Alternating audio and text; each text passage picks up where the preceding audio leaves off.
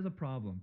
Okay, this is where the problem comes. We're playing these teams who just suck, and they won't practice the things they suck at. Okay, that's the problem.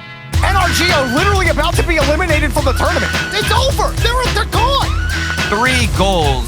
It's definitely impossible here for NRG. It's going to be V1 advancing forward. And they've met. AJ tries to boost. He won't. NRG still won. NRG won't be going to the major.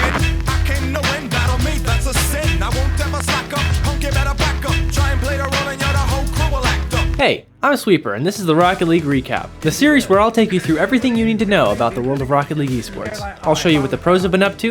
Does Wallace have his good mic? I don't know, does he hit? Okay, hello?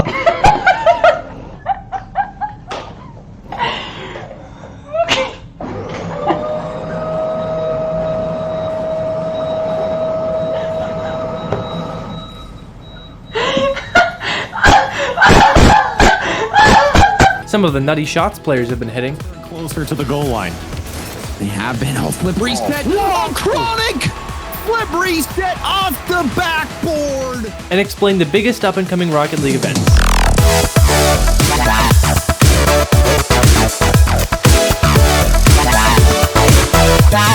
So yeah, a lot has happened this past split. NRG missed the major, a team of kids younger than the movie Cars started flip resetting on everyone, and Rocket League has turned into Magic the Gathering. If you don't have 10 hours a day to watch Rocket League esports like I do, you probably missed out on a lot of it. Don't worry, I'll take you through everything that's been going on. Today we're taking a look at the teams attending Rocket League's most important event yet, the upcoming Spring Major in London.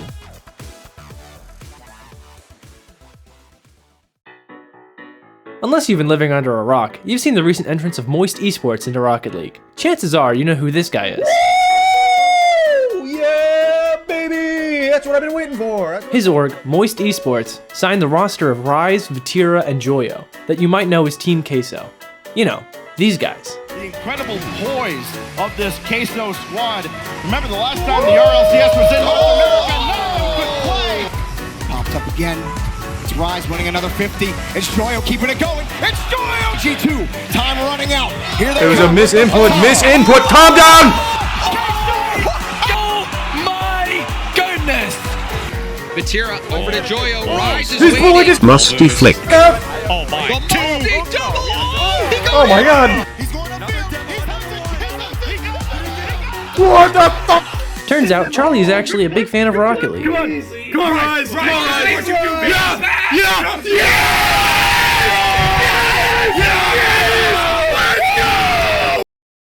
Pretty big fan, actually.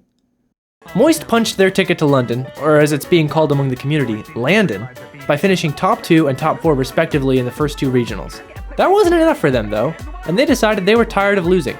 So, they stopped. By winning the 3rd regional in convincing fashion, they managed to secure their spot at the World Championships this July in Dallas, Texas. All they had to do was beat BDS, who... wait a second. Didn't something happen with them?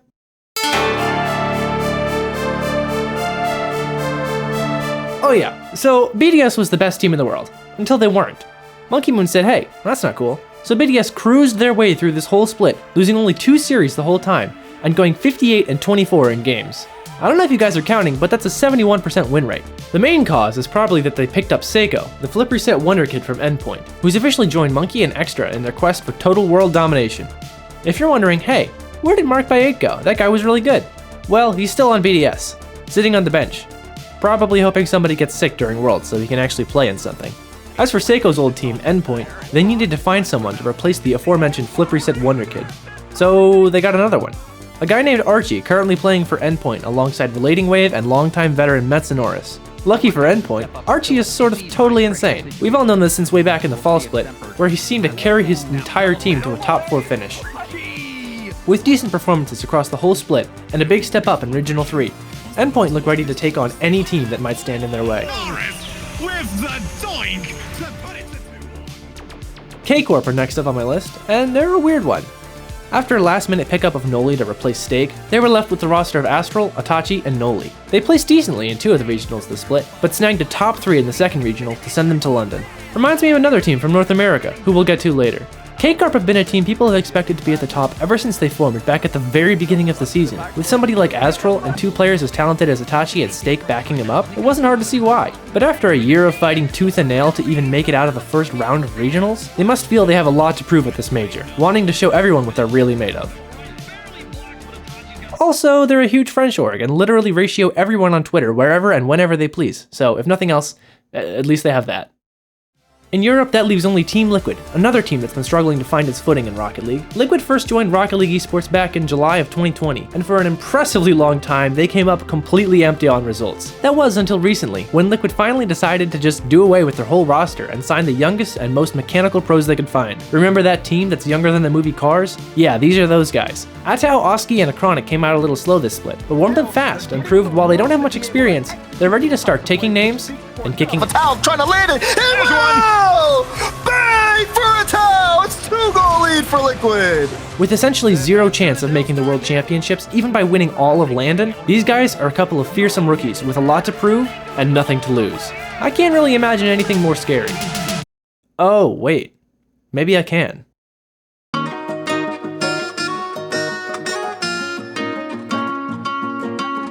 That's right, it's Liquid's very first matchup of the tournament. They're equally mechanically insane, flip resetting, double touching, dunking nemesis. You know these guys. You've seen the Sunless Con video, you've seen the goal. It's the Major's only Middle Eastern team, Ahmed, Khalid, and Turk. But you may not know what they've been up to during this split. Sandrock Gaming unfortunately disbanded as an organization, but the team you've come to love has stuck together and have found a new home under Falcons Esports. And they have been going to work. In a region that's undoubtedly filled with incredible talent, players who farm EU pros and ranked, sitting constantly at the top of the leaderboards, Falcons have managed to stay on top and win all 9 regionals in their region this season, plus a regional LAN. So far this year, their worst performance in any tournament is a 3rd place. That's a feat nobody in any other region has even gotten close to. And while some point to it as a sign of a weaker region, we've all seen what Falcons are capable of. Now finally fielding their whole team, unlike the last 2 majors, boy do they have a lot to prove, for their team and for their whole region. Now may actually be a good time to mention why that is. You see, every team is fighting not just to earn themselves more points for the World Championships, but every team is fighting for their home region. The better your region does, the more slots your region unlocks at Worlds. For instance, because of their 2 previous results, South America is only currently sending 2 teams to Worlds. But if the South American teams at this LAN do well enough, they could send an extra team, who would be the incredibly talented team of The Club, sitting comfortably in 3rd place. The Club aren't the only team watching from home rooting for their region though. From every region, there are highly skilled teams you may have never even seen play, watching and praying for teams from their region to win every series possible. But hold that thought a sec. Speaking of South America, the number 1 seed coming out of SAM is Furia, Kaio, Yanks, and King Card. This team made a big splash last major, beating NRG and Endpoint twice and finding their way to the top 6, the highest ever placement of a SAM team at an international LAN.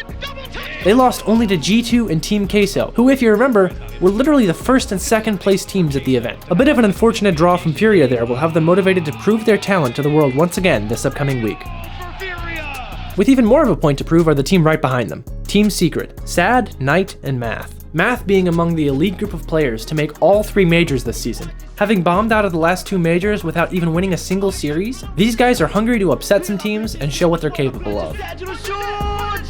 Switching over to Sam's arch nemesis in Oceania, we find a little bit of drama has been going on. Qualifying as the first seed from OCE, we have Pioneers. With names like Scrub, Super Locky, and Banana Head, it's not hard to see why fans fell in love with this team when they qualified as underdogs for the Winter Major in LA. These guys aren't underdogs anymore though. Winning 2 of the OCE regionals this split, Pioneers are looking like OCE's most mechanical and speedy team to date. The runner-ups from OCE are of course everybody's favorite, Renegades. Wait, that's not Renegades. Where's CJ? CJ! Welcome to the show. What happened? Oh, look, you know, I was just getting sick of qualifying for everything. And OCE, it's such a small region. We only get 2 spots, so sometimes you've just got to, you've got to let the other guys have a go. So we thought, we'd lose back-to-back Game 7s and not make London. How do you feel?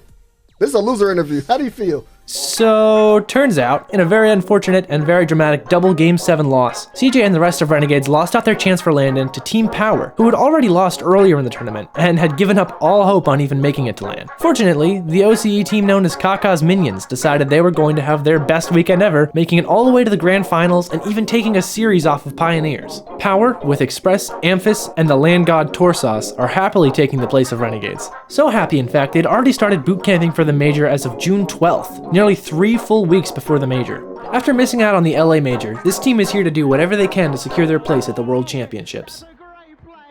Speaking of the World Championships, let's talk about the team you're all here for. The very first team to secure their World Championship spot, G2 Esports.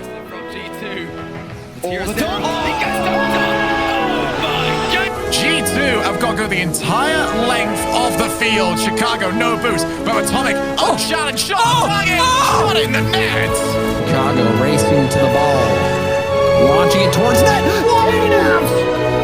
Free flipping to the ball. You know that V1 likes to play that one player deep back there. You kind of just hand it to them. But they get it right back. The roster of Chicago, JNAPS, and Atomic proved to be the best team in the world at the Winter Major back in March, taking down BDS and Team Queso in very close series. JNAPS in a position, no center, the fake to Chicago, Scorched Earth Protocol. Chicago, they bite back hard. Team Queso looking to tie things up and send us to 2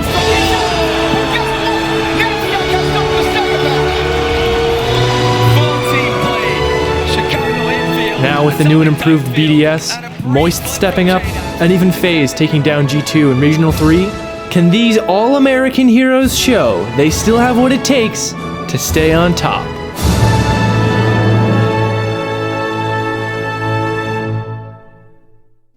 Okay. FaZe Clan.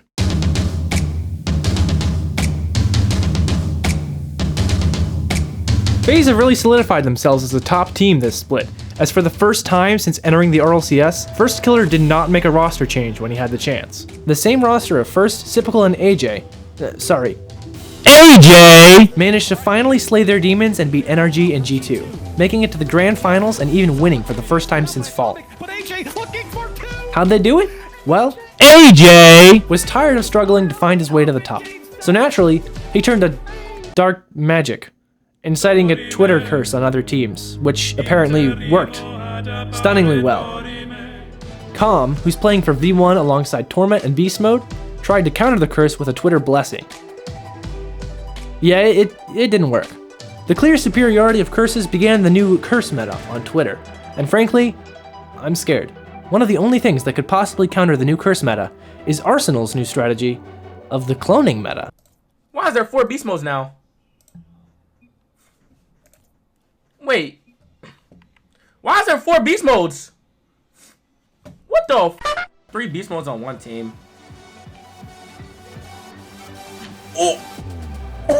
Arsenal, as I'm sure you know, plays alongside Reddles and the very popular young prodigy Daniel. These fan favorites will still have the crowd behind them, but with an EU crowd at the LAN, any team they play against is also going to get massive cheers. Used it! With a World Championship spot on the line, and a not-so-great split outside of Regional 1, it's time for SSG to prove they have the grit and talent to push their way to the top. The final team coming out of NA this split is Envy.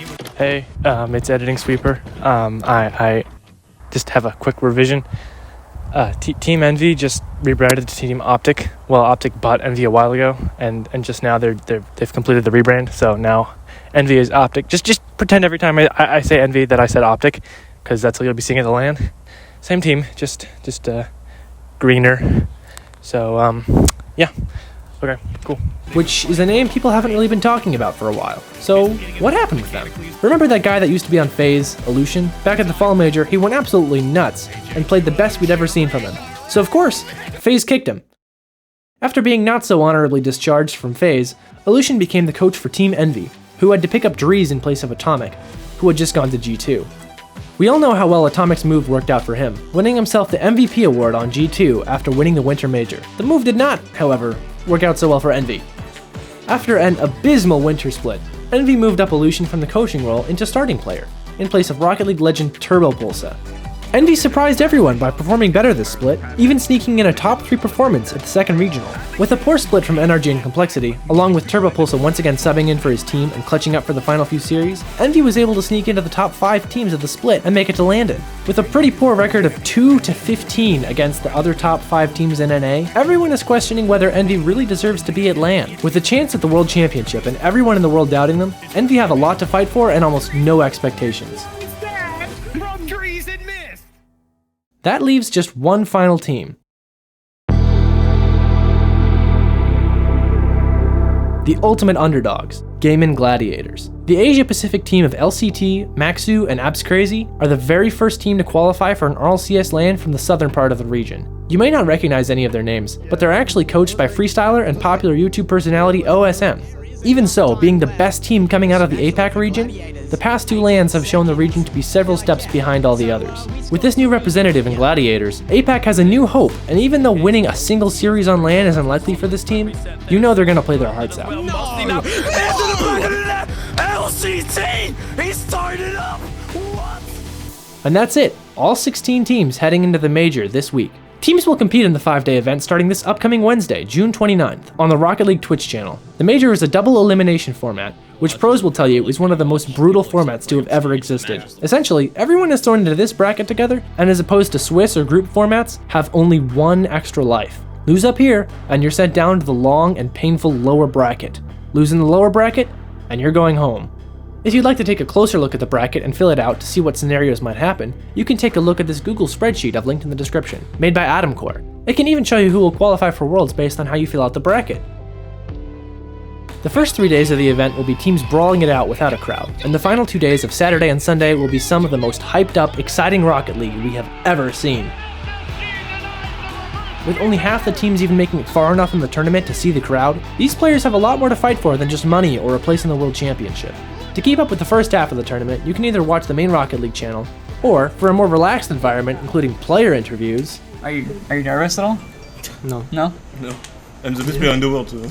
And whatever this is. Here it is! Yeah! Yeah! That was really loud. I'm actually embarrassed. You can watch the official RLCS watch party hosted by Rizzo and Athena on Rizzo's Twitch channel, which will be live for the entirety of the first 3 days. Suffice to say, there's plenty of high-flying action to be found, and with almost all of these teams fighting to see the crowd, earn cash, and find their way to the prestigious World Championship this August, this event is sure to deliver some of the most creative chants, the greatest goals, the most butt-clenching saves, and the most memorable moments in Rocket League history.